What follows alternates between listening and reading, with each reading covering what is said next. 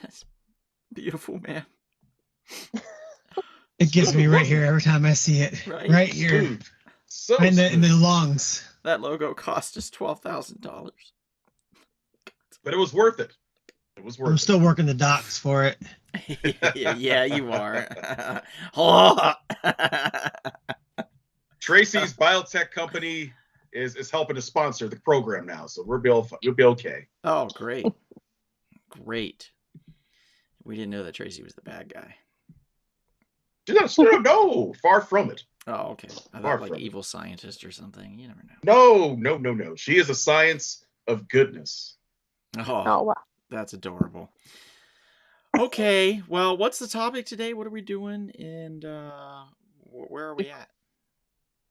Well, brothers and sisters, we're going to be discussing so many of the great movies of the year 1984. What?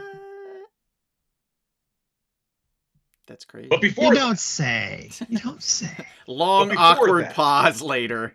Jesus. Oh, before that, God. Let me introduce to you my co-host and co-conspirators. First, that silly man in the blue headset from the great state of Ohio. He is Bruce Campbell's #2 fan. He is DC Comics for life. And if you have anything bad to say about National Periodical Publications, he will pop you in the mouth. If you have something to say about the Pittsburgh Steelers in a disrespectful manner, he will definitely choke you out. He was voted the most handsome man of North Hollywood, California for the year 2023. This man is always socially lubricated. He is the original Dog. Appreciate that, guys. Thank you so much. Thank you. Next, we go to a fine man, a powerful bearded man originally from the great state of Michigan. He now resides and dominates that Lone Star state of Texas. He is a man who specializes in tea time travel. He is a man who is one of the greatest Detroit Lions fans. Please give him condolences for what happened last night, because that team deserved to be in the Super Bowl. But next year, they will be back. This man is also an educator of the youth. When it comes to the thespian arts, he'll make sure that they'll get a job on Broadway, Hollywood, or the independent circuit. Please give it up for this fine, educated man. He is Professor Chris D. Turner. The D is not for Detroit anymore. Unfortunately. But next year, I feel it'll be different. Last but not least. Indeed. Last but not least, a talented and sophisticated young lady from the great state of Maine. She is a successful account executive. She is someone who understands and enjoys Disney. She is one of the most talented people in this country today. She is a host of a podcast that will be coming back at some point yesterday, tomorrow, and fantasy. She is the oh my jeez. They're on hiatus. I'm sorry, I should have said that way. Her podcast is on hiatus, but they will be back. That sounds better, Kevin. Yeah. Oh, yeah, sorry. Jesus. I'm sorry. She is and he hates your sister. No, I don't. Good Lord, man. My goodness. Have some respect, Donald. She is the tranquil, the tender, the tantalizing Miss Tracy Lou. And of course, I am your humble podcaster, your humble servant, the Grand Master of the Jedi and Vulcan Arts, your Supreme Chancellor, Brother Kevin. Oh, hey. Hi there. This is going to be fun, guys. It's going to be a lot of fun. We all have at least 5 or 6 movies we'll discuss, but you in the audience, you can throw something out there. Chances are we might have a photo for it if we have time to discuss it. But there is so much to cover, so much grounds. Every single genre is pretty much covered throughout the year 1984, from horror to comedy to action to sci-fi. It's amazing. Truly. But I know, Donald. I know how you're feeling right now, sir. I know you want to pull out something, sir. Is that correct? No. I just want to say hi. My mom and dad are here. Everybody say hello to my mom and dad. Hi, Mother and Father Wait, McKinney. Did and you my have a good sister birthday? too. And my sister too. Hi, sister. Oh. Hi, sister. Hi, Stephanie. Stephanie, right? Hi, sister. Hi, Stephanie. Yeah. Did you have a great birthday, Miss McKinney? Sammy's here. She says howdy. Howdy, Sammy. Hello. Sammy. And let's see. My mom got trashed. She got really drunk.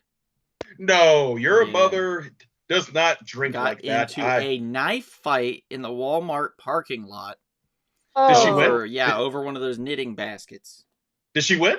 She didn't even knit. I don't know what the hell she was doing. Did she win the fight? Did she win the fight? Yeah, she's a McKinney. Of course she did. Okay, good. As long as she won the fight. Mm-hmm. As long as someone went to the ICU because they messed with her at the Walmart. It's all good. Yeah. Well, they should have let her finish that line of coke. What? But, What? You know, yeah. Police interrupted her. No. That's No? not true. Oh, okay. That's All right. not true. None of that's true. Yeah, Kevin, she was lining up a line of Coke bottles so she could play dominoes with them.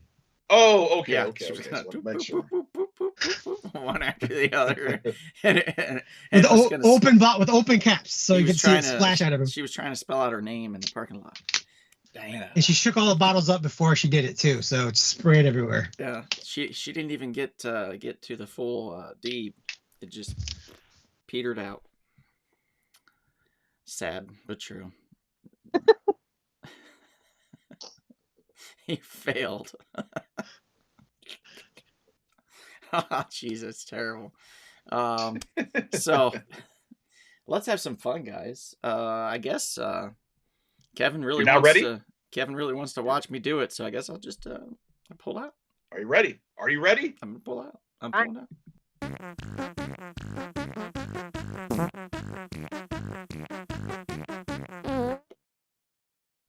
Hey guys, it's time for that little segment where I like to pull out on all of you some of the books that I've read over the past week. Some of them were a little harder to get through than others, I will say. Some were pretty easy. I know I've talked about issue 1 on this one. This is Dawn of DC, the Titans #2. Now, I read #1 a long while ago, and I was like, this is great. And then I just never read anymore, and I was like, oh. So I found issue 2 again. I stumbled across it, and I was like, oh, I need to read this. So I'm halfway through it, and I'm like, pretty sure I read this. And then I get to the end, and I was like, yeah, I read this.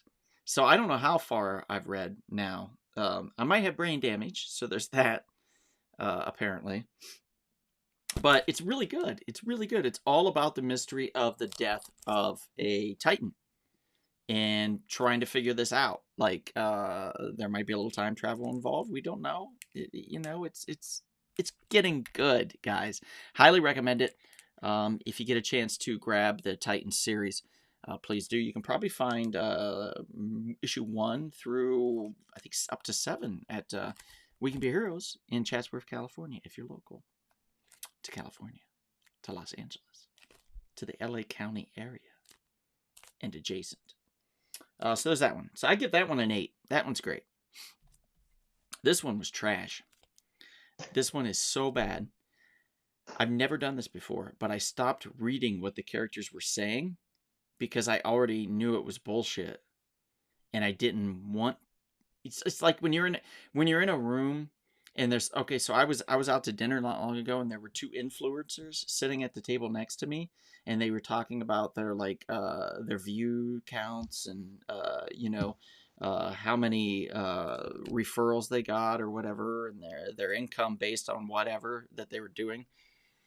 And I never wanted to tune out so hard in my life, because I knew what they were saying without ever hearing it. It was just blah, blah, blah, brag, brag, disgusting, disgusting, blah, blah, blah, brag, brag, brag, disgusting, disgusting. And that's basically what it was. So that's what this is. This is not so much brag, brag, but disgusting, disgusting. This is, and I'm sorry to all these little kids, this is Power Pack Into the Storm, #1. I mean, just look at how great this artwork is from 1984, apparently. It's not a good book. The art's not, it's okay. You know what I mean? I can never say it's terrible because it's better than what I could do, But the story is dumb. It's bad. Just don't buy this book. Do not buy this book. How much This did it cost? $3.99, I think. Oh. Yeah, $3.99. Of waste your time. This one's Midlife, or How to Hero at 50. It's about this guy on the cover. He's a fireman. He's picking up in his father's footsteps, but his father had died in a fire as a fireman, so nobody ever wanted him to be a fireman. He's scared of fire. Now you flash forward to when he's turning 50, and he also is the guy that disciplines the firemen for certain things, so everybody hates him. And does he have superpowers? We don't know. Till the end, we figure that out. It's not bad. It's Brian Buccellato. How do you pronounce it? Buccellato. Buccellato? It's Buccellato, isn't it? It's Buccellato. Hey, Buccellato. So he's done some decent stuff. Not a bad writer. This is... I'm going to give it through issue 2 because it's very much everything I've seen before in the past. But he takes his time with the characters, and I appreciate that. So I'm going to just give him a issue 2 appreciational purchase and see if it gets better. Right where it's at, 5. Power Pack was a -1. My first minus out of a 1 to 10 scale. Speaking of a minus, this might be slightly better than that. Slightly. Written by Comic Tom Garcia and Ryan Sargent, with art by Ben I've Given Up Templesmith. Crashdown, #1 by Whatnot Publishing. Oof. That cover, man. This should have... Yeah, this is Ben Templesmith. This should have crashed before it was printed. It should have hopefully crashed the printer that it was being printed on. And like forever cursed. I mean, the art's not terrible when you get like... There's like sea monsters stuff in here, but like when you get to the dudes and the girls, like... The art's just not there. You know what I mean? It's just not good. And I get he has a particular style. So I give him a wide breadth. But the story is about a couple, this man and woman that the Earth's dying and they're trying to figure out how to get, they're on this other planet and they're going to go check it out. And your typical, it's a hostile planet. Oh no, what do we do? People are dying. Oh, we're stuck. That's it. I'm being generous with this. It gets a 2. The art doesn't fit most of the time with the story because he sells atmosphere. That's what he does. Creepy atmosphere. He doesn't sell the individual, unfortunately. And there's a lot of individual in here. So, I think he's probably the best part of the whole thing. Yeah, it definitely gets a 2. Crashdown by Whatnot. Sorry, Comic Tom. Not sorry. Who knew? You weren't very good at writing. We've got Dawn of DC, The Flash, #1. Racing into a new era. This one came out several months ago, probably about 5 months ago, 6 months ago. Just now getting around to it. To my delight, open the first page. It's got Max Mercury and Impulse. And those are 2 characters you don't hear from very often. They mention Jesse Quick, which is really cool. Like, so it looks like they're trying to incorporate the Speed Force family again. And this harkens back to Mark Waid's run in the late 80s, early 90s, I want to say, probably early 90s, when he took over the Flash and just knocked it out of the park. It's not him, it's Spurrier, and it's got an interesting story though. So I'm going to give it multiple chances because I love the concept of the Flash family. And then finally, last but not least, Avengers Twilight. Oh, by the way, this Flash one I would give probably about a 7. Avengers Twilight, Book 1 by Chip Zdarsky. Looks like an Alex Ross cover here. It's basically Cap's in the future. He's old now. He doesn't have the super soldier serum. America's gone to shit. They need Cap. And will he step up? And if he does, how can he make a difference? So Avengers Twilight is that story. It's pretty good so far. First issue, I would say about a 7.75. I'm intrigued. I'm interested. I want to see what happens in the next issue. So, Avengers Twilight, if you want to pick that up at your local comic book shop, please do. It is, probably about 7.5. So, that's it. That's all that I read, and that's all that I did when I pulled out.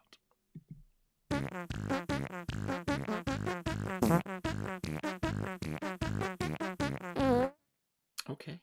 All right. So back to it. 1984. 1984. What happened in 84? I was The 2 Olympics. years. The Olympics happened. I learned how to pee in the toilet. That's great, Chris. Just now? Or you're talking about Yeah. 84? Well, I don't know about right now. I think I'm just peeing in my pants, but Whoa. Great. no, yeah, 1984. I was 2.5 years old when I turned 1984. So I was probably potty training at the time. Ain't that crazy? What were you doing in 1984, Donald? Well, I was, 4 or 5, depending on how you look at it. So what I was doing was kindergarten? No. Yeah, part of the year was kindergarten. Kindergarten. Yeah, part of the year was a kindergarten. So besides that, I was watching a lot of cartoons and stuff. But I did get to see some movies. The Care Bears movie, maybe? Yeah, definitely Care Bears movie did. Yeah. Care Bears movie was on that list. What was it? Growing Up was the song that was in the Care Bears movie. Probably. The growing Yeah. up is something you could treasure. Growing, right? Something like that. Mhm. It happens I do not remember that every movie at day. all. Being young is something. It's a something, but life is good when it's growing up. And then you're waiting. I know you're waiting. By the way, this is just all from my memory. Wow. Yeah. Impressed. Very impressive. Yep. Because I don't know why that song stuck with me. Like the Bon Bon song for the little ice cream things. God, that song stuck with me too. I could sing that whole thing for you if you wanted. I'm not going to, but I could. That's how. But like I the can't. cereal commercials. But I can't remember what I had for dinner last night. You know what I mean? Like I just given trade, Really? I guess. Yeah. Oh, Yeah, it's bad. That's Okay, sad. so 1984. Let's talk about some films. Yeah. Yeah. Yeah, Let's do it. ladies first. Let's Yeah. go ladies first. So please go Oh. ahead and pick one, and I'll pull it up on the screen. Wow. I'll pick an obscure one a little bit, just to kind of get it out there. Mhm. Love in a Fallen City. It's a Hong Kong cinema movie, starring Chow Yun-fat and Cora Mao. I saw this movie when I was a lot younger, and it always stuck with me. And then I recently discovered it again because we were talking about 1984 movies. Mhm. But it was at the height of the Hong Kong cinema boom between the 70s and the 80s. And it's about a couple people, a woman who was super old at 27 years old and was divorced. And in 1941, China, that is considered damaged goods, and you're basically you're a big shame to the family. And they try to marry off their younger daughter to this handsome businessman played by Chow Yun-fat, very young Chow Yun-fat. Mhm. And when he was really super handsome. And instead of, I know, Wow. instead of falling in love with this younger sister, he falls in love with this damaged goods daughter. And it's a interesting love story because it's in the middle of obviously British occupied Hong Kong, but at the very beginning of World War II. So it takes place basically in 1941, and it concludes in December of 1941. So basically the invasion of Hong Kong. And it's basically that, like Love in a Fallen City. And it's kind of like everything thrown at them. It doesn't matter. They always come back together in the end. And I don't know, I think it's a beautiful love story, and especially a wartime love story. It was something that it stuck with me when I was younger. And I love it. I just watched it again in preparation for this, and I don't know. I think it's a beautiful Still movie. holds up, right? It still holds up, and I think that people that don't realize that Japan occupied Hong Kong, and how ugly that looked. It's kind of a really interesting also side history lesson if you never knew that. So, but And yeah, Chow Yun what's it Young, called again? It's called Love in a Fallen City. Love in a Fallen City. It's in I believe that it was made in Mandarin. No, it was made in Cantonese and then it was dubbed in Mandarin and then there's English subtitles. Good So Lord. I know. Yeah, it's a lot. How confused would you be if you knew all of those languages? Not at Uh, all. I think that it would be confusing in that you know how you're watching like a dubbed movie that was in Spanish, but then it was dubbed in English. You can still tell that they're speaking Spanish, Yeah. but you were hearing the English. I think it's like that. Like I could tell that they were not speaking the same language that they were speaking, but that it was still Chinese. Yeah. Now, what if they got all three versions dubbed and played them at the same time? Do you think that they would explode? Their head would maybe blow up? Oh yeah. Yeah. Oh yeah, for sure. Okay. Okay. For sure. Cool. I mean, when I first watched it though, it was dubbed in English. So there's a Mhm. dubbed English out there. Yeah. Yeah, but I recommend it. It's the height of the Hong Kong cinema boom that gave us Jackie Chan and Michelle Yeoh. So I had no idea that Jackie Chan was from over there. you had no Really? idea. No idea. No. I just thought he was from Fresno, to be honest. I see. Yeah. And the dad from Shang-Chi, Tony Leung, he is also part of this big boom. Like a little bit on the later side of the boom, but Really? he's also a stone cold fox when he was younger. God. Stone Cold Fox. Stone Wow. Cold Fox. Well, I guess. Did he trick the gingerbread man? He did not know. Okay. All right. Who wants to talk about something else? I Professor was like, Turner. you're fired, Chris. Professor Turner, why don't you go next? All right, I can go. Let's talk about a little fantasy film from 1984. Ooh, I think I know what it is. I think I know what it yeah. is. It has a flying dog. Hmm. It is called The Never-Ending Story. Oh my goodness. One of the greatest of all time. Some people say it's called that because they feel like it's never going to end. Nor should it. I, however, love this movie. Probably the first fantasy movie I ever saw, and I found that's kind of what made me fall in love with the fantasy genre. For those of you who don't know, it's about a boy who was like in the real world gets pulled into this fantasy world. There's all these crazy, awesome characters. There's like a stone golem, of course, a flying dog, and all these other characters.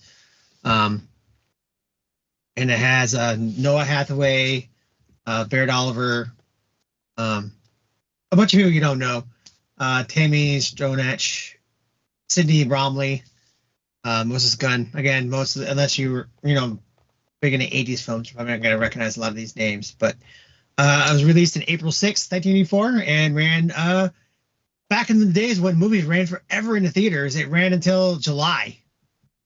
So it ran a good 3 months. That's a long time. Yeah.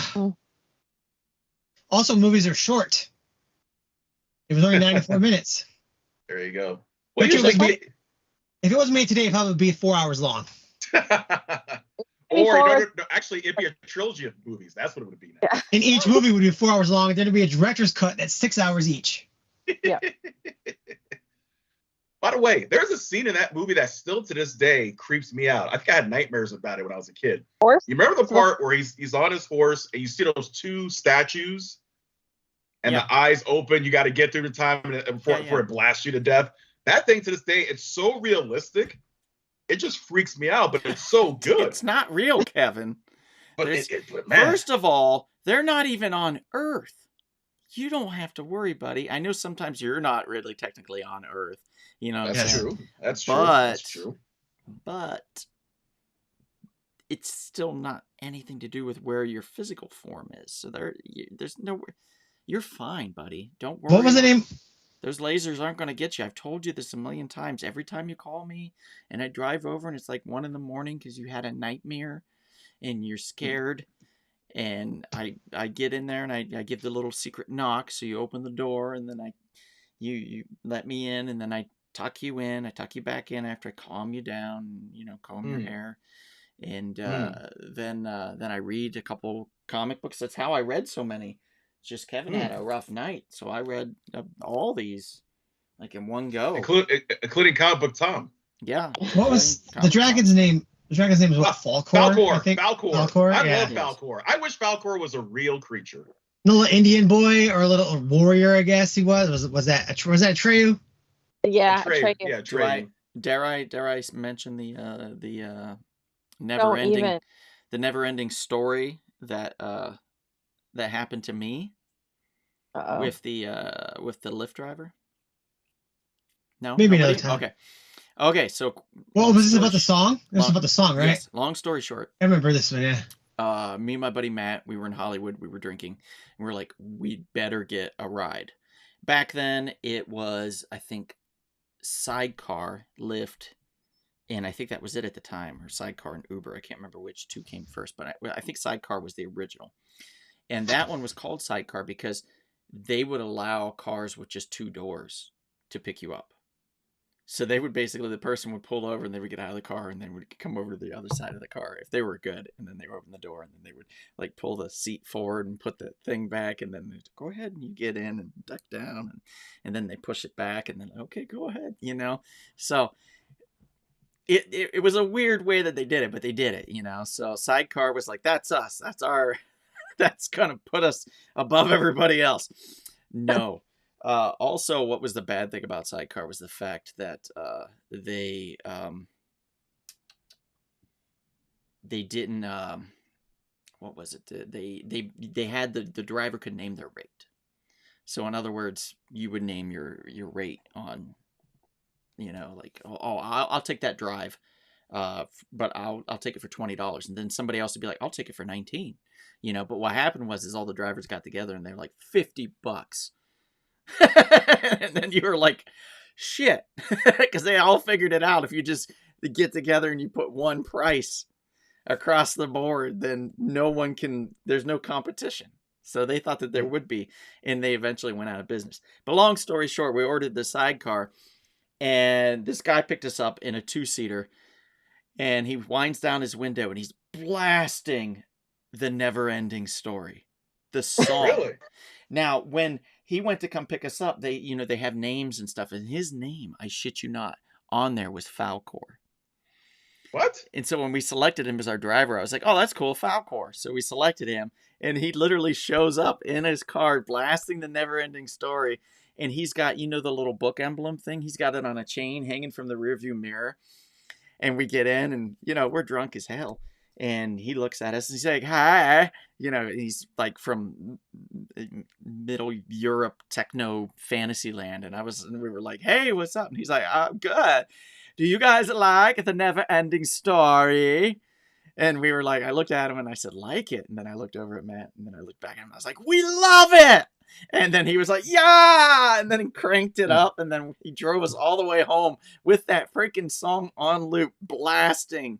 It was the greatest ride I've ever. Well, that is a banger of a song. So it is. So yeah, long story long. Sorry guys, but yeah, definitely Falcor I will remember forever. And the horse.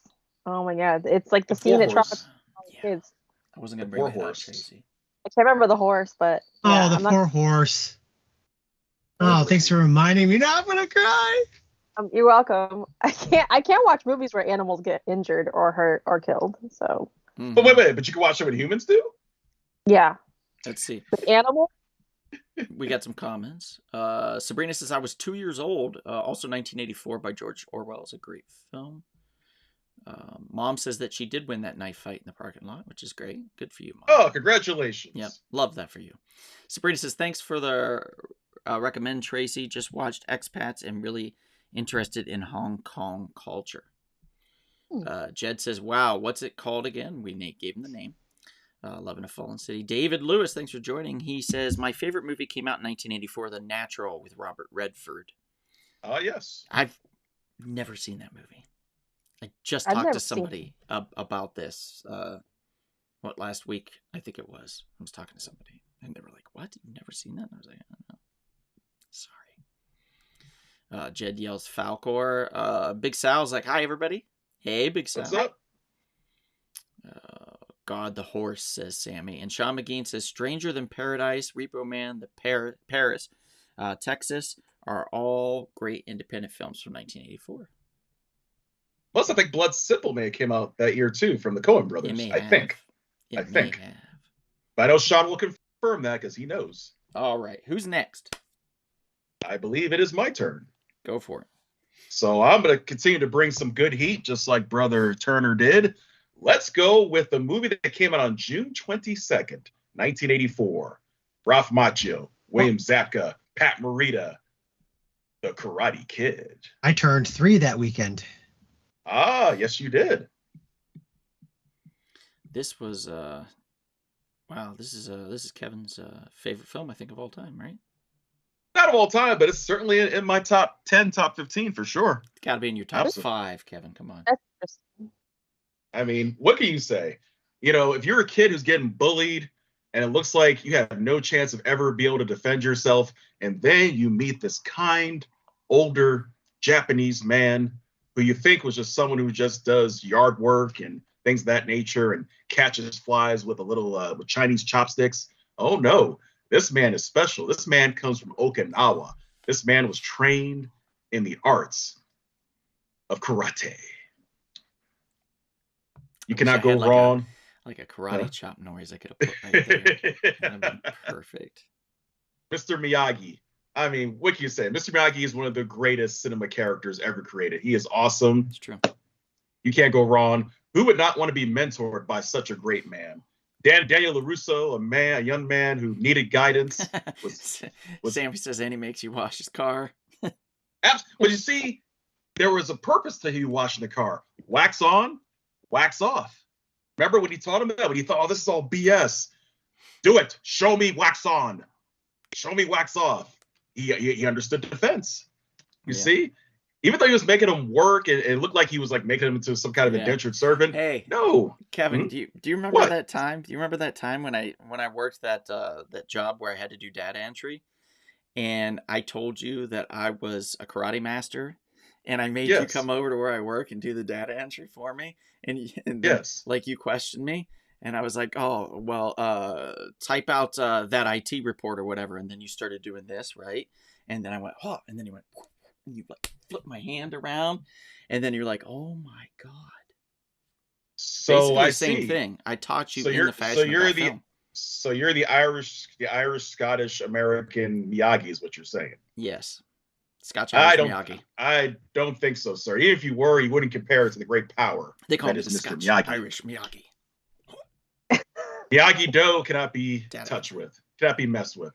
And besides, what a great villains we had. Martin Kove as Sensei John Kreese, William Zabka as Johnny Lawrence, and then, of course, the most awesome villainous karate group, Cobra Kai. Cobra Kai. Never die. Show no mercy. Great film. Great film. Great Lots film. of fun. And the soundtrack. Let's not forget, the soundtrack is unbelievable. You're the best around. Yeah. That's right. No one's ever. No one's ever going to get you down, Donald. Yeah. Don't let anybody ever get you down, because no one's going to get you down. And Donald had a big crush on Elizabeth Shue back in the day. Keep on moving. Who played Allie Mills. I got a crush on her now. Oh, there you go. Yeah, I know not? why. You liked her in The Boys. You liked her in The Boys. That's why you like her now in The Boys. That's why.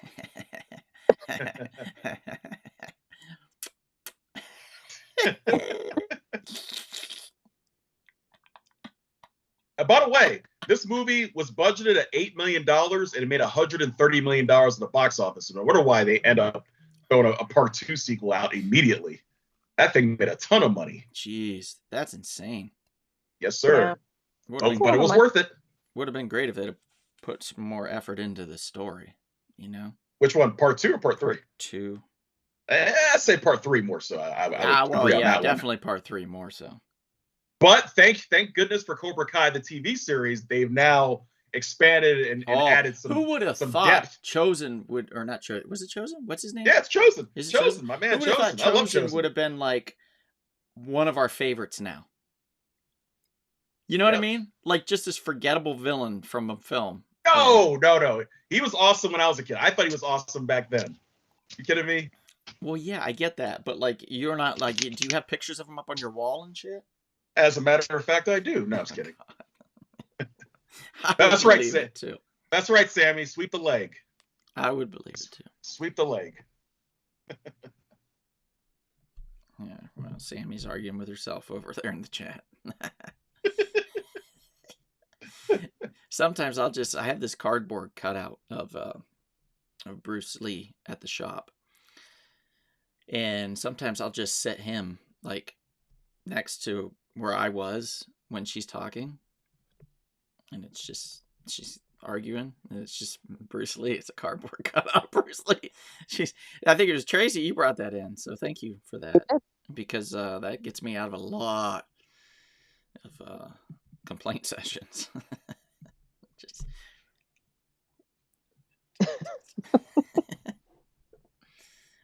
Just like in the cartoons. All right, so Karate to be Kid. fair, it's your turn, Donald. Oh, okay.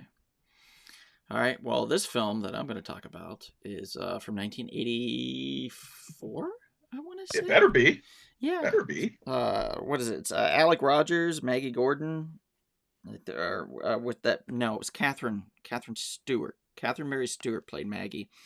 Lance played Alex, and Robert Preston actually was Centauri.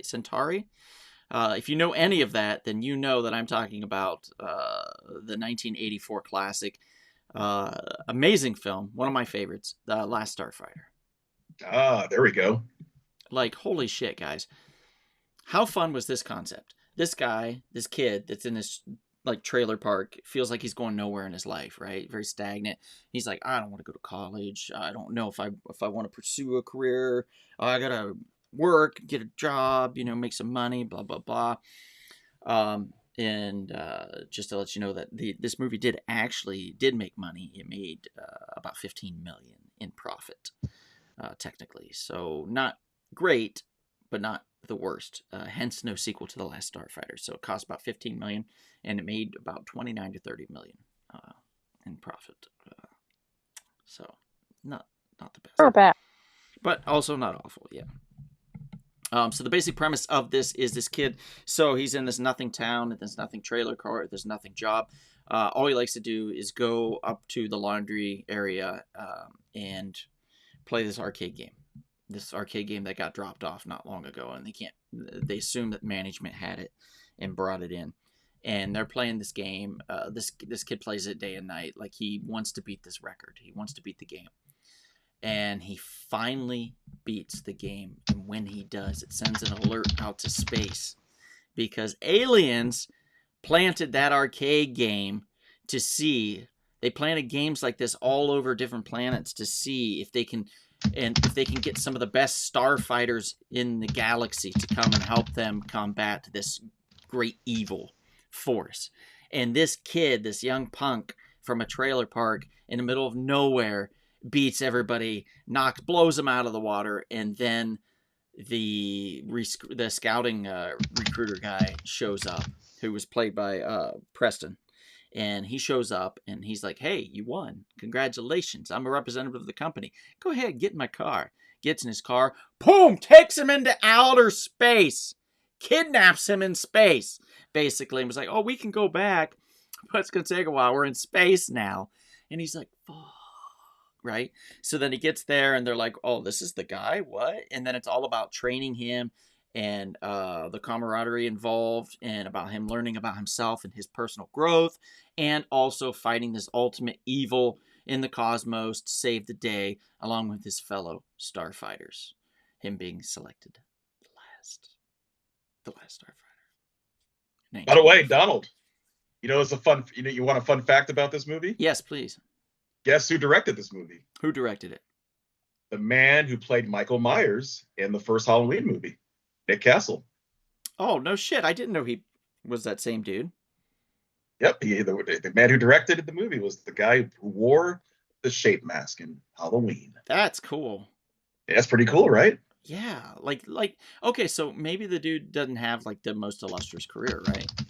But you can say I was in a horror film in a defining role that is carried on this long. Also, I got to direct a film and it actually made money and it was seen nationally and people still watch it to this day. That's freaking cool. That's a good life. You know what I mean? Like just those like, and he's probably at home or was maybe, I don't know if he's still alive, but he's probably at home. He's Like, still alive. oh, God damn it. I didn't do anything. You know what I mean? It's like, what? You did so much. Yeah, but he also co-wrote The Escape from New York with John Carpenter. So no, he has some accomplishments. Yeah. I mean, I guess it's all perspective. But Yes. yeah, Last Starfighter. Now, let's see. Anybody? Tracy, you want to go again? Yeah, sure. Let's go with 1984. I love this. Body Double, directed by Yes. De Palma. Oh yes. Jesus, what, Kevin? Anyone that's a fan of Melanie Griffith knows about this movie for sure. But this is very much just Rear Window, for lack of a better comparison.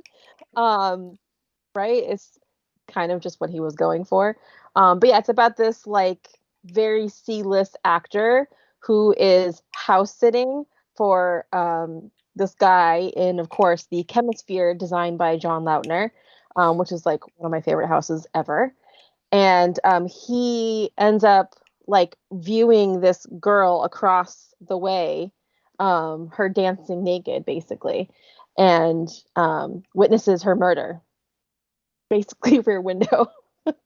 As I'm like saying, and I'm like, this is just Rear Window, but done in the 80s by a different director.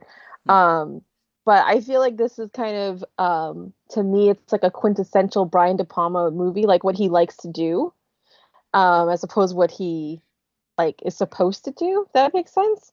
Like I think he likes doing these weird erotic thrillers where he can have a lot of point of view shots and all these different things. And it's I really enjoy the movie. I think it's really good, even though I love Rear Window. I also love this movie. So even though it's very much the same, I feel like there's still enough different in it where it's still very enjoyable. And it's one of my favorite movies that he's done, only because it is kind of on that more fringe side of things. And Melanie Griffith is in it at the very, very tail end, and she's very naked in the movie. So I think was probably one of its claims to fame at one time was that. But I don't know. I think it's a classic. It's a classic De Palma movie, if you will. But have you seen Sisters, Tracy? That's an early Brian De Palma film. No, I've never seen that. I think you would like it. It has a very young Margot Kidder in it. Yeah. And I think too, like this is very like it's very Cronenberg like. I feel like if he had done more of this kind of Cronenberg like weird stuff, I think he would have gone in a different direction. He wouldn't have done Mission Impossible if he had kept going in this direction. So like Carrie, The Fury, that type of thing. Yeah. I don't know. Scarface. Right? I mean, he's good. I enjoy him. I enjoy this movie. I feel like if you're a Hitchcock fan, you would love it. Wow, Sammy's going off. Jeez. Walter, hey Walter, he says American Ninja is greater than Three Ninjas, which is greater than The Karate Kid. I don't know about that. I love American Ninja too, but wow, I don't know if it's better than The Karate Kid. Sammy says yes. The purpose was to clean the car. They most certainly do not. Donald, sweep the leg. Shut up. I put up with your shenanigans this weekend, so you watch it. Sean McGean says Dune. Dune. I was born in the darkness. Dune. Mom and Dad. Mom says, I love this movie, son. She's talking about Last Starfighter. Louis says, yes, The Last Starfighter. Sean says, I just saw a dinged up copy of Last Starfighter, the Marvel comic, in a dollar bin today. That's pretty cool. Ooh. That's when you know it's going to be a good day. Janet said, been so long since I've seen this. I think she's talking about the Body Double, right? Is the name of it? Yeah, body double, because it has to do with the body double. Right. You And have to then- watch. Okay. And then Mom says, never saw that one. So could be interesting if it's like a thriller, like a psychological thriller. And it features a lot of locations in Los Angeles. So that's also very fun. Like it goes to a lot of Oh, I like cool. Yeah. I like that a lot, actually. You ever go and like pick out like every scene from a film and go visit every scene from that film? I've never done that, but I would love to do that. Yeah. Yeah. We should each pick a film and then we pitch in to get it done. But like, Yeah. we can't go. Oh, it's waking up in Paris. She guys. God, guess we're going. I'm going there. Thanks for pitching in. No. Okay, so Chris, do you have another one? Of course I do. All right, hit me. All right, so next we are going with something from 1984. This one is a children's film. Ooh.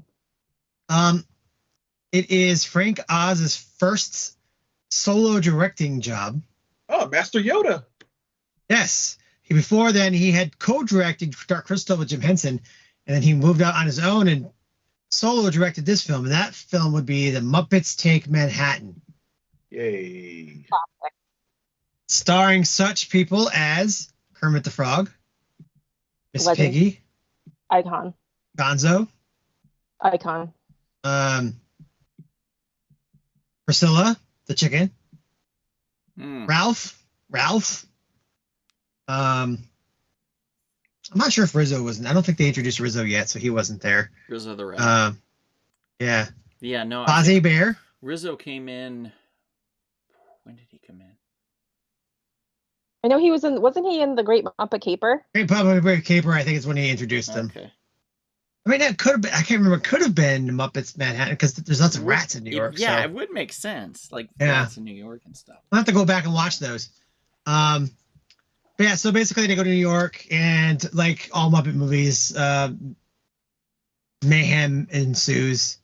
Of course, we can't forget Electric Mayhem. They're there too. Speaking of mayhem. Mhm. So What yeah, is it? it's they're there. They go to New York to put on a musical. That's why they're there. And then like all like I said, crazy chaos Muppet style ensues. I love this movie. It's the first Muppet movie I saw, and then I went back and watched all of them afterwards. I fell in love with the Muppets because of this movie. I was 3 years old when I saw it. So yeah, I love it. Made $25 million on an $8 million budget. That's pretty good. Yeah. That's pretty. It came out. I was just 3. I just turned 3 like a month. It came out a month after I turned 3. July 13th it came out.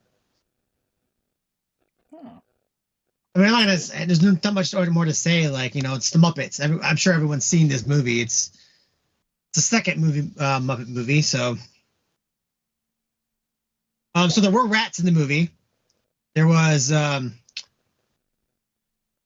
say there was Chester the rat, Gil the Frog, Yolanda the rat, Tatooey the rat, Big Bird and Oscar were also in the movie. Rats. Ernie was in the movie. Ernie. Oh wow. Over. Ernie, yeah. Bert and Ernie. Oh, and this was there to introduce the Muppet Babies. Oh Oh. yes, I remember the Muppet Babies. God, Yes. that was We awesome. we never saw Nanny. They never showed her. No. All you I saw love was that. like her legs. Mm-hmm. Mm-hmm. Nothing wrong Kind of with like that. the Yeah, the Never teacher saw of the any- peanuts.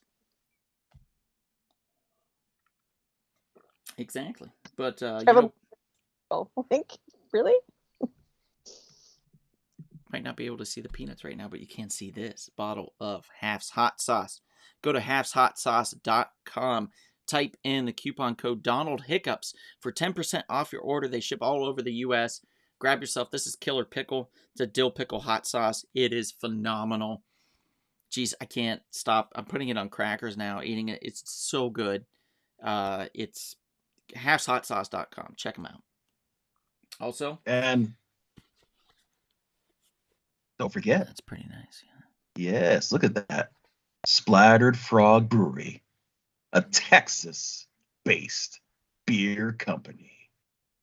Fresh brew, delicious, tasty, and it brings joy to your belly. Splattered Frog Brewery. Did you say flog? He did. No, I said So splattered now he's going frog. around flogging people. The splattered Donald, is that a flog. huh? Huh? No. Is that a no? Oh, it's the old one. Okay. No, it's the lighting looked good on it, but no, it's still the one I melted and put a hole in. Put a patch over it. Who cares? Yeah, duct tape. Oh, we got a question. Jen Michael wants to know, does Splattered Frog have hazy IPA? They have an IPA. I'm not sure what kind of IPA it is, though, because I'm not much of an IPA guy. But they do make an IPA, yes. Love the Muppets. Grover, Animal. Sammy says she misses Paris. Oh, Hilton, I think. She misses Paris Hilton. Kevin, what do you got? What do you got? The next one I have is another classic from 1984. Okay. A movie that would help set the tone for the rest of the 1980s. A Uh-oh. character that really shouldn't be liked, but is well liked. It is A Nightmare on Elm Street. Oh, Introducing Freddy Krueger. never mind. we thought I was going to say. I pulled up a different picture.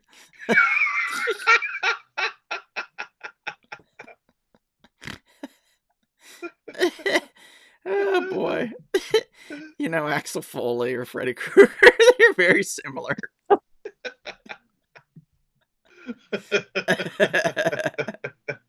Oh boy. Okay. All But right. you know, Well, what do you love about this? I mean, this is a movie, it's one of my favorite horror movies of all time. Just the concept of you having a nightmare, and if you don't make it, you get killed in your nightmare. That's it. You die in real life. And it is based on something of a true story, believe it or not. There were, if I believe I recall, Cambodian refugees who came over to Los Angeles, and they were having all these nightmares. And they were believing that the nightmare was trying to kill them. Some of them was trying to kill them, and then some of them actually literally died. Mm-hmm. You know, because their dreams literally killed them in that sense, or they had some kind of, medical issue. So Wes Craven took that concept and created the Freddy Krueger character after someone in his life when he was a little kid that would scare him, that would like walk on the streets. So it's a very interesting concept that was well executed. This movie was made for just over $1 million, and it grossed over $57 million. This is New Line Cinema's first serious big hit.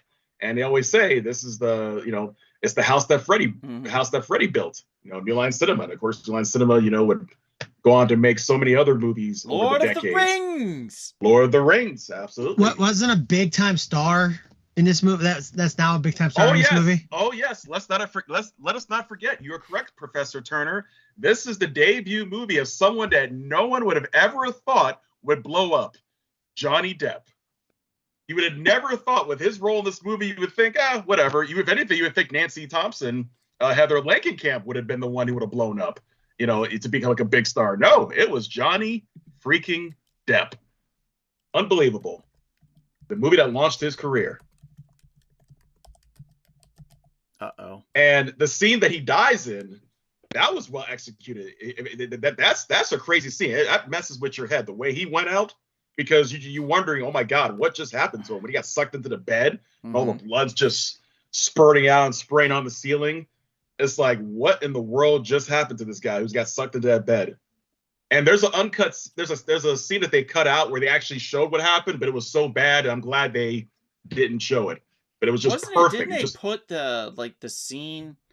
They put it inside of yes, like a tumbler, and they tumbled the house, the inside of the house.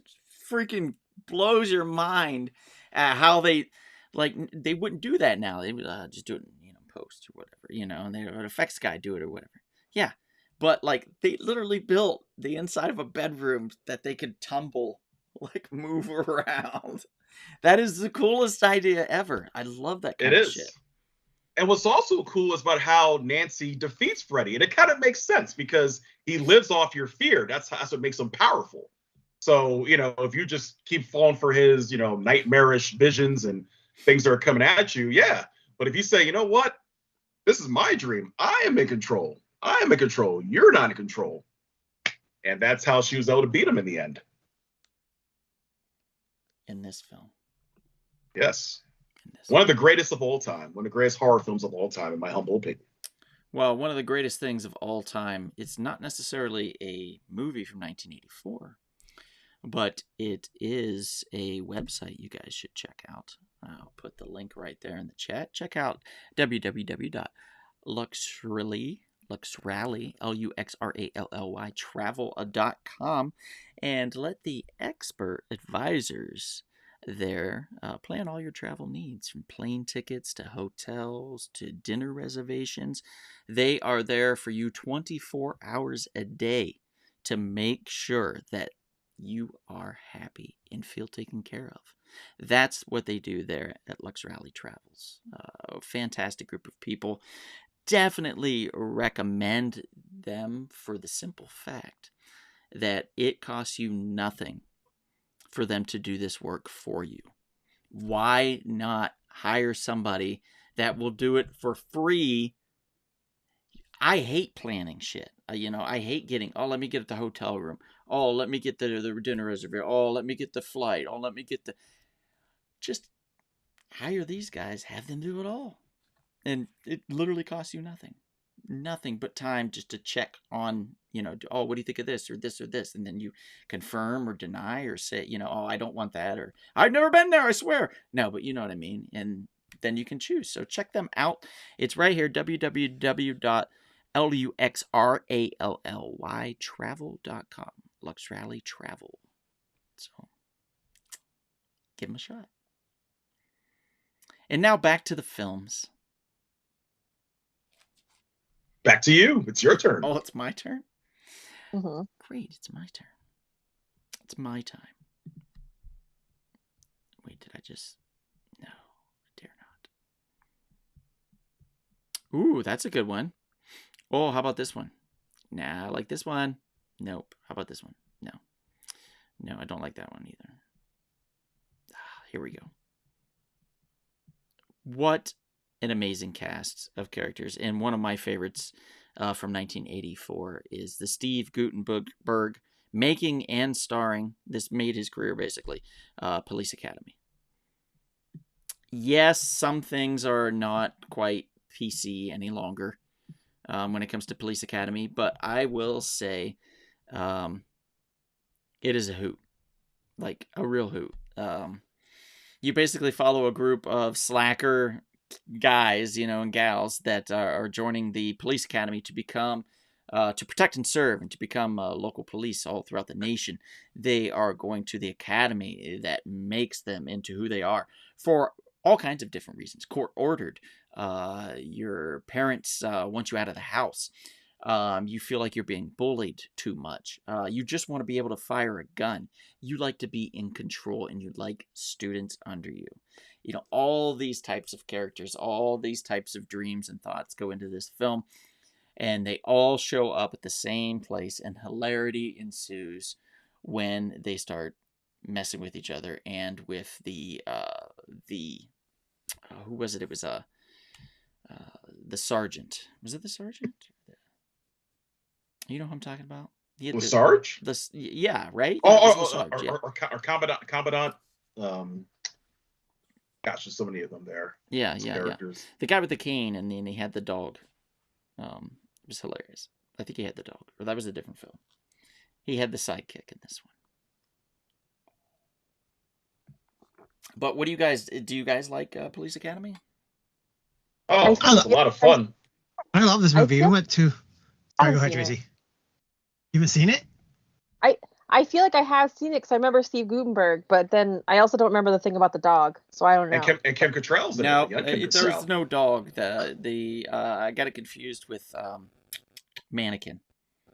So. Oh, okay. Because he's in that, and he plays a security guard in there. So, and he has a dog. I love this movie so much. I went to the beach house with my family over the summer, and Police Academy came on and found out there was an entire Police Academy, like all of them. They were running all of them in order. I didn't go to the beach. I ended up watching Police Academy all day because I love it so much. It's so much fun. It was Harris, by the way. Harris. G.W. okay. Bailey played Harris. Yeah, that was the character's name. Commandant Lassard was the older gentleman. By the way, this movie was made for $4.5 million. You know how much it made at the box office? 45 million. No, $149.8 million. Holy shit. Wow. No wonder why they made like tons and tons of sequels. Yeah. I feel like that like movies like this will never get made again. It's so sad to me. Yeah, because people on social media and on the Twitters and Instagram would be crucifying it. Mm-hmm. I can't believe they made that kind of joke. They said this, they said that. Yep. Yeah. Definitely a product of the time, for sure. And you can see that. You can see that in some of the cracks of it. But overall, it's extremely enjoyable. So, F it. Like, if you can't separate that from your emotions, then you probably shouldn't be watching anything, to be honest, unless it's on, Disney, and not even the Disney Plus. I mean, I'm talking like the toddler section. That's where you should watch stuff. So, and then the vegetables said to the other vegetables, "Eat your vegetables." And then so I ate them. Simple stuff like that. That's those types of people should watch that stuff. Okay, so Police Academy. It went on to Mahoney, actually, which was Steve Guttenberg. Went on to be the star of Police Academy 2, Police Academy 3, and Police Academy 4, Citizens on Patrol. It all went downhill after 4, though, when Guttenberg left to pursue bigger and better things in his career. Like 3 Men and a Baby. Yes, but never quite recapturing the magic that would be Police Academy. Lightning in a bottle. Okay, what do we got? Tracy, you want to mention another one? Yep. So this is the mockumentary to start all mockumentaries. This is Spinal Tap. It's one of my favorite movies of all time, and it's just hilarious. I feel like it's also spurned a lot of one-liners that people say over and over that may not even know where it came from. So I'll be damned. Yeah.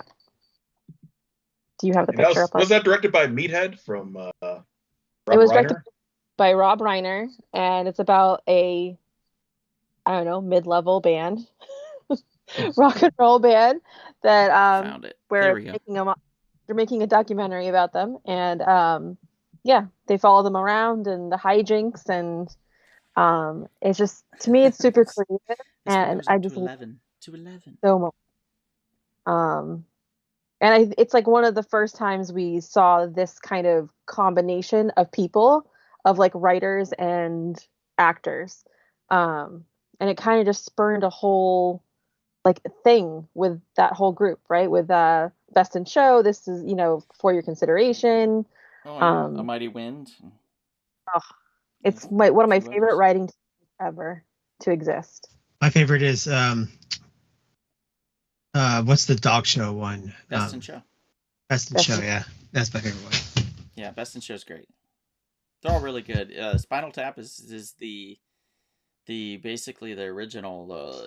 Broke the mold with this one. It's very unique and very funny. The mockumentary type thing, like What We Do in the Shadows, even took a page out of their playbook here for this.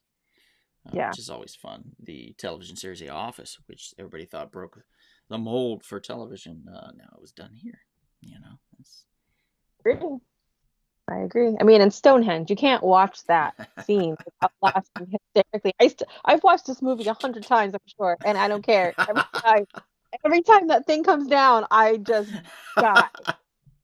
With the dwarfs running around. Can't handle it every time. It's the funniest thing to me in the entire movie. It is pretty great. I do love that very much. Yeah. Let's see. We got a few comments here. Sammy says, Donald, have you had chocolate today? No, I have not had any chocolate today. Surprising. No chocolate. Black Crown EP says Kim Cattrall was a knockout. It brought the amazing talent of Michael Winslow to the world with Police Academy. He's not wrong. What a voice actor. A sound machine, a human sound machine. Still to this day, he can pull off. He can still do it. It's kind of cool. Louis says, can you believe Police Academy got a cartoon show? Yeah, that's true. It got a comic book series and a cartoon show and an action figure line. Also, I remember that. Black Crown says, I still sing Big Bottom whenever I see a lady with a big old caboose. Okay. Love Makes it. sense. Yeah. No, it does. Yeah, it makes sense. It's like fat bottom. I get it. Okay. All right. Let's see. Chris, do you have one? Oh, I do. I definitely have one. I have a dark comedy. What is it? It would be a trauma film, the first trauma film. Uh-oh. We got The Toxic Avenger. Dun, dun, dun. Made in 1984. It was directed by Michael Hurd and Lloyd Kaufman. Really awesome guy right there, Lloyd Kaufman. He's the owner of Trauma Entertainment. Basically, it's what it kind of started like campy, low budget B movies.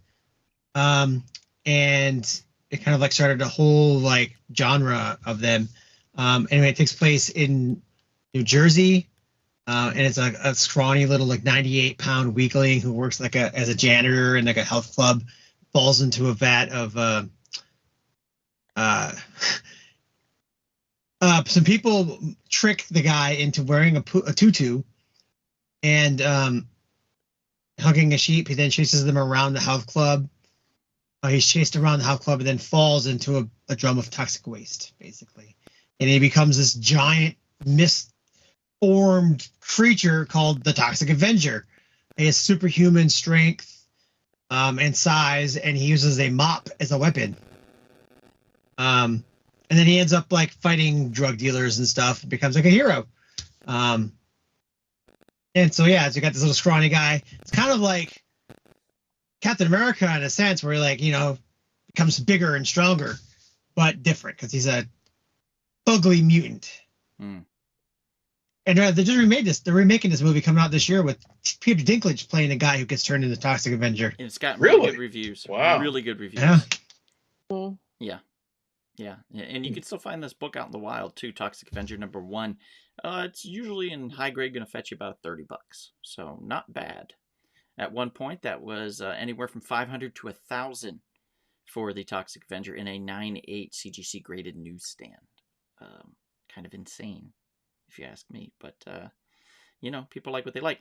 Troma, well known for also at least having a small theatrical run so that these films can be screened for family and friends and everything. I love Trauma. I'm actually in a Trauma film. I'm in a film that Lloyd Kaufman, a documentary he made called How to Make Your Own Damn Movie, and it's a documentary about making your own films. And me and a partner of mine, we made a film that he was in, and he put us, and he had a big 15-minute segment where we're in the film. So really cool. I really enjoy Trauma Entertainment. I think they're really good for indie filmmakers because they're all kind of the only ones that still do it.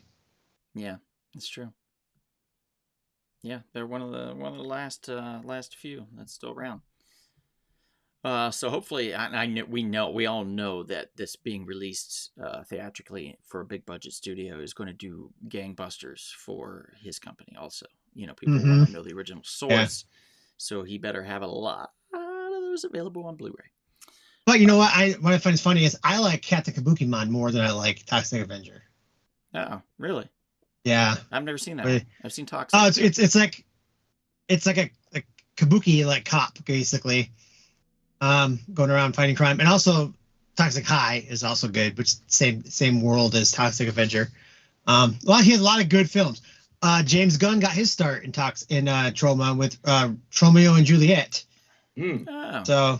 okay. It's really it has made some careers. So Very cool. Very cool. Big Sean's here. He says, as Nigel Tufnell said, it is a fine line between clever and stupid. And Sean M., fellow fan of Pope of Greenwich Village, he says. So he also loves the Pope of Greenwich Village. Kevin, do you have another one that you would like to talk about, sir? I sure do. Another 1984 classic movie that, similar to Police Academy, couldn't be made today without making certain compromises. A movie with Robert Carradine, Anthony Edwards, Larry B. Scott, Curtis Armstrong, John Goodman, and of course, the man from Married with Children, Ted McGinley, Revenge of the Nerds. Oh, never mind. Wrong one again. Okay. You really always have me there till the end. Got you to the end. Yeah. I mean, again, a story about underdogs, nerdy, scrawny guys, Booger. tech nerds, yeah, booger, guys who are just at the bottom of the social ladder, so to speak, on a college campus. Back then. All they want back then. Now it's a whole different story. It's a whole different story. Now the nerds rule the world, as they should. But back then, things were tough. All these guys wanted to do was just start their fraternity and be accepted on the Greek Council. But of course, the Alpha Beta team, led by Stan Gable, Mr. McGinley, wouldn't let them do it. So, thankfully, they had to go to a man, Brother UN Jefferson, an African American fraternity, to allow them to get set up. It was called Lambda, Lambda, Lambda, the Tri-Lambs. So they were able to compete in different events on campus. They're able to, they had got like a crappy house at first to set up their fraternity house, but they're able to turn it into a marvelous place. And of course, in the end, the lead character, played by Robert Carradine, Louis Skolnick, gets the girl. Although I have to say, something he did to get the girl is pretty controversial. If you remember that scene, Donald and Professor Turner. Yes. Yeah. He was Darth Vader, had the Darth Vader costume on, if I recall. I think we talked about this in another podcast. Yeah, we did. Yeah. Yeah. That scene obviously is not going to make it into any type of remake. That's for sure. 100% sure. Right. That's a very big fallacy in the fact that if she thinks I'm somebody else and I happen to be better, then she'll fall for me. And that's not how that works. Mm-hmm. So yeah, no. That's not coming back. Yeah. And John Goodman, of course, he's awesome as like the coach. God, I had forgotten that it was John Goodman that was the coach, to be honest. Like, John Goodman is one of those actors that is so good that sometimes you just forget that he's in it. But you're like, oh yeah, I remember that guy who was like the coach there or whatever. He was a dick. And then you watch it and you're like, oh fudge, that was John Goodman. I love him as the patriarch of the Righteous Gemstones. He's great there. Oh, he's fantastic in everything. Yeah, but he's really good in that too. Really, really good in that. Yeah, Revenge of the Nerds. Spawned a lot of sequels, actually. Surprisingly large amount of 4 or 5 or something like that. Yeah, something like that. I remember the second one kind of copied. No, actually, it was the other way around. I think Police Academy copied them, where they went to Miami. Mm-hmm. Like in one of the sequels. Oh yes, Police Academy copied them. I believe pretty sure on that. Have you ever seen this movie before, Tracy? Huh? Have you ever seen it before? Yes, a long time ago. I've watched this movie. It's hilarious. I don't know. I always thought it was funny, even with that controversial scene in there. It is. It's one of those movies that, like, it's just, a classic David and Goliath story, and can't really go wrong. The cast is amazing in that movie. Mm-hmm. Amazing. And it spurned also, Donald's Wearing the Hat, Monsters University. It's kind of true.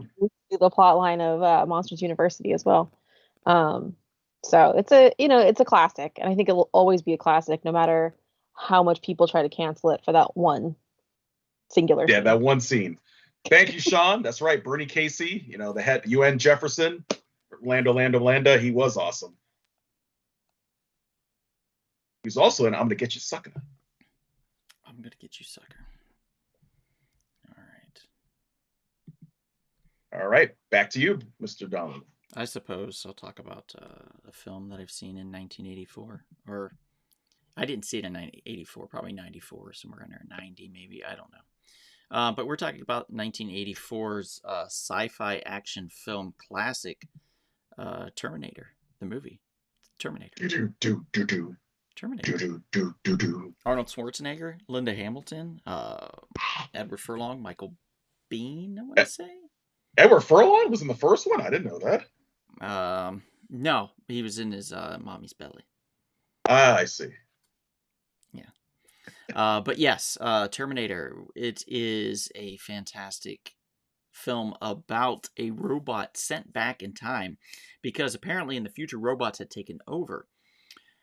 And the only resistance they have is from a young John Connor, basically. And so they go back in time to kill the mother of John Connor. So then if she does not exist, the son will not exist. And then the robots will be able to rule the universe, or at least that world. And what part of the resistance finds out of the plan, and they send Michael Biehn back in time to protect the mother of John Connor, not knowing that he is the father. Having found out quite a few many years later on Maury, in the announcement of a torn envelope and a shout out with a whole audience full of booing and cheering as well. It was a very mixed reaction. But yeah, it's an interesting way for them to do that in the film too. You know what thing that makes me laugh about that movie that I found disturbing too, but also funny at the same time? What's that? A robot being a robot and him not knowing exactly which Sarah Connor to kill, so he's going through the phone book and just taking out different Sarah Connors. Just like, geez, man. Just, you had that name. If you had that name, you were dead. You were marked for death. I think now it's robots, Karen, but you know. Yeah. You would think the robots robots, Skynet would have said, hey, she lives at this address, 127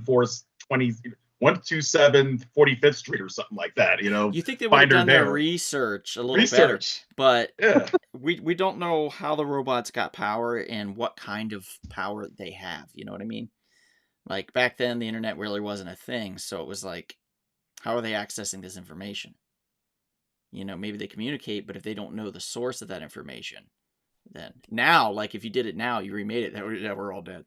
Like, yeah, pretty boom, much. Shows up at the place right there, special delivery, boom. Pretty much. Yeah. But what a fantastic film. I remember I was terrified of this film when I was a kid. Really? Yeah, I don't know. I got the part where he's like the metal skeleton and he's crawling through the compactor terrified me. I don't know why. That is creepy. That is pretty creepy. I've actually never seen this movie. Really? Are you serious? Really? Tracy, what is wrong with you? Really? I think it's in that niche genre the guy that directed Titanic, right? Don't get me started on James Cameron. That just is a case against that movie. Ooh, okay. You didn't like Aliens? No. True Lies? No. I'm not. Let's put it out there right now. I'm not a James Cameron fan. I think he's like a bit of a blowhard, and I'm just not a fan. Would you tell it to his face? She's probably would. You would tell it to his face. Yeah. You would tell a Canadian man of his stature to his face that he's a blowhard. Yeah. Okay, you're brave. I like. And I don't think he thinks he's so like he's God's gift, and he's not. You sound like you're about to cry because he's never failed. Ever. Well, what movie kind of did? The Abyss didn't do that well. Oh, but now seen as a classic. And if you watch it, it's amazing. It's really good. He tried to drown people in order to get the shot that he needed. Oh yeah, it was one of the most miserable things on set. He'll kill you. No one was more miserable than in that film. Probably there's that film, Apocalypse Now, and what was it? Super Mario Brothers. Titanic. Those are probably the three worst films for that. Like everybody just wanting to end it all. I mean, I just do like mentioning Mario Brothers makes me want to end it. And I was just kidding. I do like Alien. Okay. I love the Mario Brothers, and if I could get everybody that played a Koopa Troopa, or a Koomba, I think it was a Koomba, like the little mushroom people. And then I think they made them into lizard people in this one. If I could get all of the people that were in those suits to make a convention just around that, I would do it. I think we could really rake it in with those 9 people that are definitely coming. We just charge. See, it's all in the fee. You know how like usually they're like, oh, it's $60 to enter or something. We charge them $600, and when 10 of them show up, boom, we're out. We got our money. You know, we're good. After Why do that, it's all I feel gravy. like this party would turn into like a sex party? Because of the kind of people that would show up to this party. and then it turned into an orgy. and then I started puking up all over the place. Yoshi hooks up with Peach. Yeah, look at that Peach. Was Peach in the wow. movie? Probably not, huh? I don't remember. Wow. She was. Only called Daisy, actually. So And Daisy's a different person. That was before they changed I know. changed names, I think. So Yeah. Let's see. Without Harlan Ellison, there wouldn't be any Terminator films. Cameron lifts ideas for films like Stan Lee lifted ideas for comics. That's Oh, true. yeah. You know, Avatar was definitely taken from like an Eclipse comic, if I recall, right? Remember that? I can't remember what the heck it's called. We see like those blue people, blue creatures that look just like the Na'vi. Oh, yeah. I know what you're talking about. Yeah, what the hell? Yeah, good job, buddy. Sammy says, let Tracy live. Also, Tracy, is that Ivy on your wall? I approve. Yes, it is. Yeah, but it's big tittied Ivy. That's what Mhm. is in Very- Tracy's. Yep. Yeah, you definitely. She'd float. She wouldn't need a door. If she was on the Titanic, she'd be fine. Kevin says, "Oh, you were correct, Sean." Okay. Oh, look at Kevin getting ahead of the curve. Okay. Anybody? Anything else? We'll do one more each, guys, before we call it here for the evening. How about it? We'll try to be brief. Tracy, grab one. I didn't have another one. I only had 3. Okay. Well, I'm gonna choose one for you. Ready? Yep. Amadeus.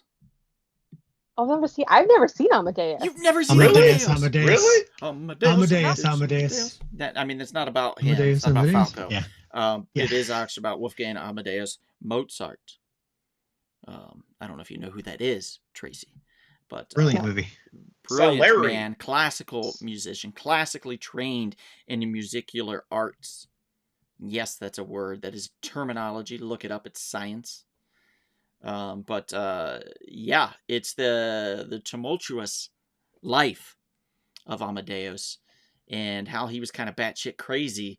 In somebody saw that was probably going to be the case if they pushed them hard enough, and then decided to do just that. His arch rival, his arch nemesis. Salieri. Yeah, I think so. I was going to say Yeah, that's his salami, name. but Salieri. Salami, you know. salami. Sounds better. Salami or Salieri. Okay, so Amadeus. There you go. Definitely check that one out. Chris, do you have another one? I do. What is We it? got to go with some John Hughes. Uh-oh. Oh, I know what it is. Uh-oh. We got us some 16 Candles. There you go. Molly Ringwald. Anthony Michael Hall.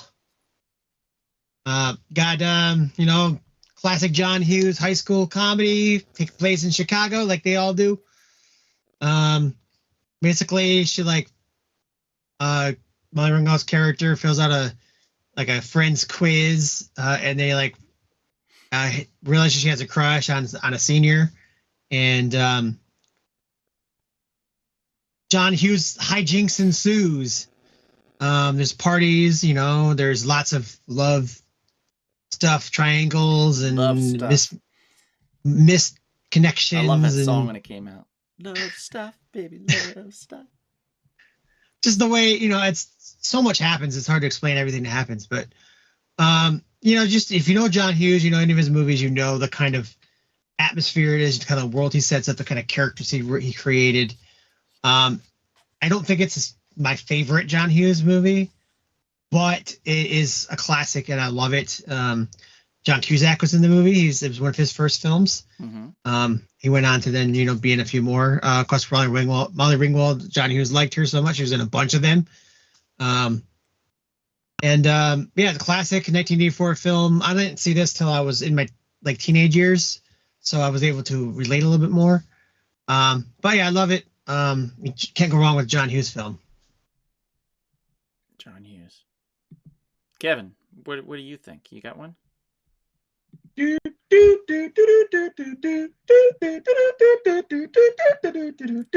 got it this time. Took me long enough. I mean, this movie is besides Saturday Night Live, obviously put Eddie Murphy on the map. Judge Reinhold, right? Judge Reinhold, Paul Reiser. But this movie put Eddie Murphy into the A-list. Mm-hmm. You know what I was watching last night? You know what I was watching late last night, interested enough before I went to bed? What? The Golden Child. The Golden Child. That's a great one.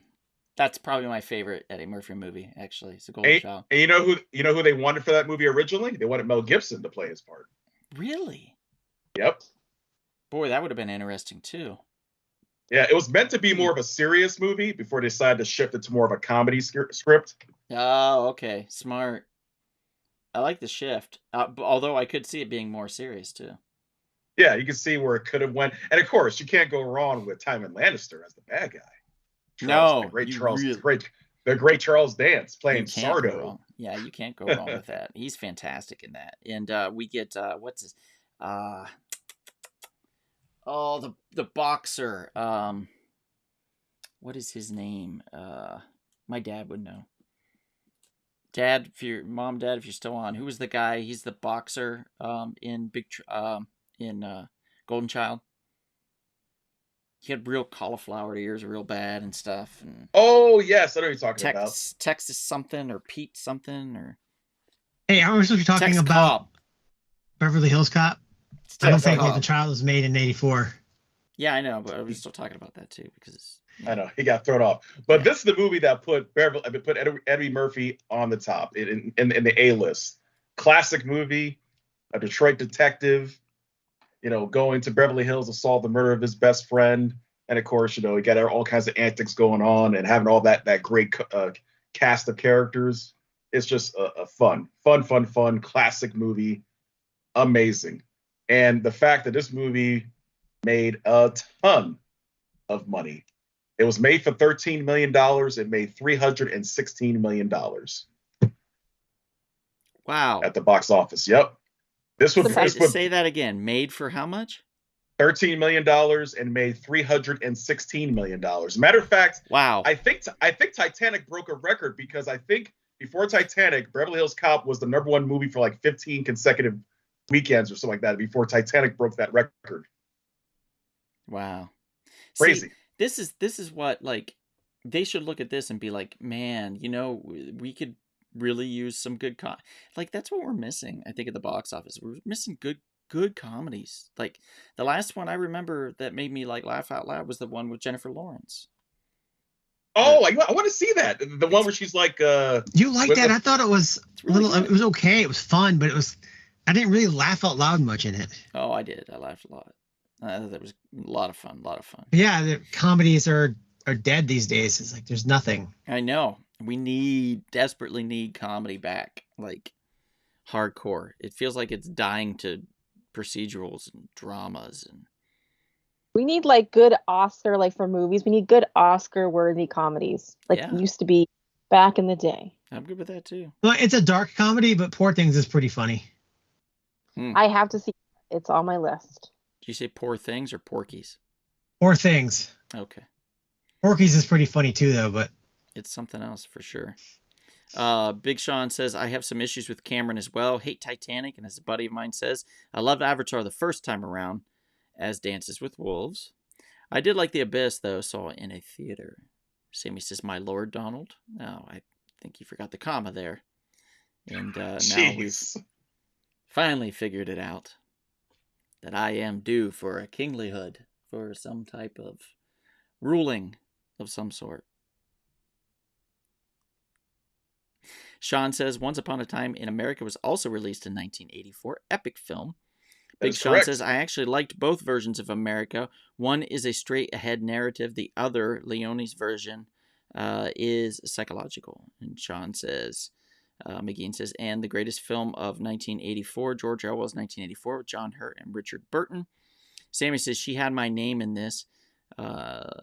Jan Michael says, I want the knife, LOL, at Golden Child. Yeah. I know everybody wants that dagger. That was really cool. Big Sean says, Golden Child is underrated. Mom says, still watching, son. Okay, thank you guys. I was waiting for that name, but I figured it out, so we're good. And then Sean McGean says, Mr. Sean, I prefer the Leone version.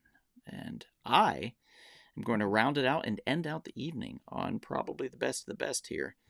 Golly Gee Willikers. I don't think that movie came out in 1984. I think it came out in the 90s. Golly Gee Willikers? No, Best of the Best. Oh, yeah, I don't know about either one of those. Let's make a splash. How about that?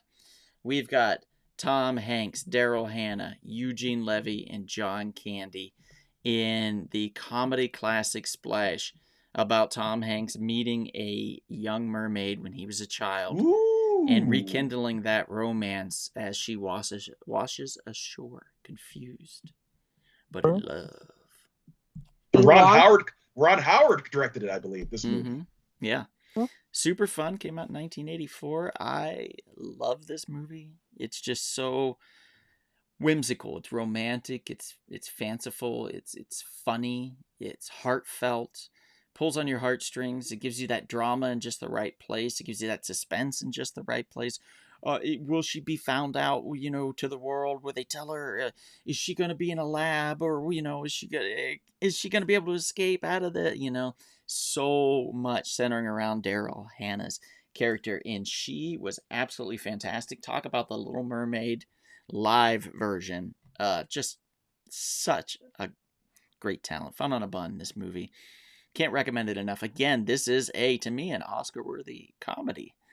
It hits in all the right spots with all the right things. And by God, if you haven't seen it, find it. Go search for it. Find it and watch it. And John Candy and Eugene Levy are in it, too. Mm-hmm. Tracy, I'm sorry. Did you say something? Okay. If they haven't seen it, it's on Disney Plus because it's the very first Touchstone movie. Oh, cool. That's true. It launched Touchstone. Yeah, there we that's go. Awesome. I didn't know that. That's why, Tracy, you're the empress of Disney knowledge. Exactly. We do have an episode on that. On Splash. Oh, really? By the way, is that defunct now? Touchstone Is that the Pictures? new They should one? bring it back. Splash, the new one? No. The newest one? No, Touchstone is no longer. Touchstone is It's defunct. I think, they've done a few. They should bring it back. They've done a few harken back to it openings, I think, not too long ago. But they have I dropped it, just made everything Walt Disney. Ooh. I know. And Just like Hollywood Pictures, I think that was under them too. Yes. Nice. Mm-hmm. Janet says, "Oh yeah, I love that he goes off into the ocean with her. Wish the Little Mermaid ended like that." Yeah, right. Hey, spoilers. It's true. It's true. 40 years has not been enough time. It's from 1984, Chris. I think the spoiler 40 years is over. Not. It's 41 years over. Is the spoiler. And speaking of being over, I think we're over. Thank you guys so much for being a part of this. We really appreciate it. What do we got cooking for next week, Kevin? If I recall, sir, since we'll be entering the month of love and happiness and couples and romance, we might be discussing something involving love triangles. Ooh. Oh my God, we're getting spicy. Damn. Movies involving love triangles, and also I think Donald wanted to spice it up even more. Ask the audience had they been involved in any type of love triangles, knowingly or unknowingly. It's gonna get super spicy in here. I can't wait, guys. I'm excited. You should feel these nipples. I'm like really excited for this. Whoa. Thank you guys for being a part of this. This has been a ton of fun. Thank you to our special guest, Tracy, as always, for being a gentleman about everything. I want to thank lady. Friends in the chat and my parents and my sister and everybody else that was very active in the chats, the Seans. I appreciate all you guys for being on and being a part of this. It's always fun to have a nice group of people, and we get a little chit chat along the way. So thank you all. Have a great evening. And if you're feeling just slightly thirsty, perhaps you should have a nostalgic, but always engrossing Rumble Pop. Yeah, not bad. Yeah.